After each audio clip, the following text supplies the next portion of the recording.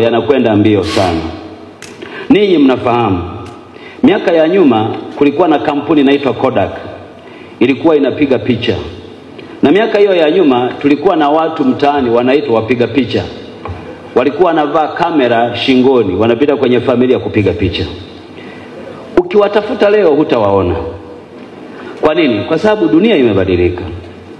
Kodak aliondolewa na digital world. Dunia ilivyobadilika, kila mtu leo ni mpiga picha. Na bila shaka hapa anapoongea wako wanaonipiga picha. Hawajasubiri mpiga picha.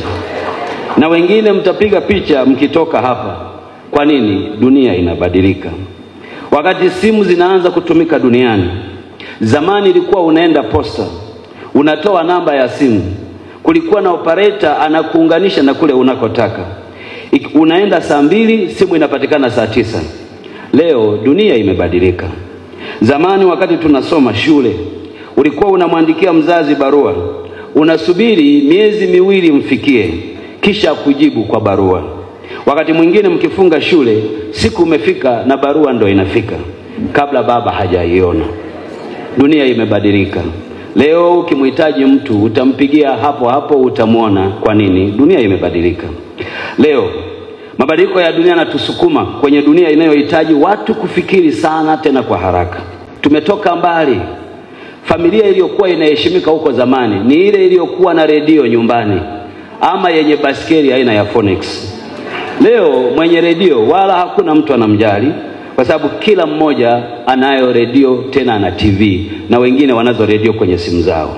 Tulikotoka, mwenye chemli ya taa ulikuwa maarufu sana kijijini, na watu walijipanga kuangalia namna wanavyofaidi mwanga. Dunia imebadilika. Leo kila nyumba ina umeme, na watu wanaona umeme tena kama hitaji la lazima kwenye maisha yao. Dunia imebadilika. Dunia imebadilika kwa kiwango ambacho wakati tunakuwa sisi, bibi harusi siku ya kuolewa alikuwa ndio analia, na wale mnaokuwa wageni mnakuwa washangiliaji. Harusi ya leo, bibi harusi ndo mchezaji mkubwa kuliko wageni wote ukumbini.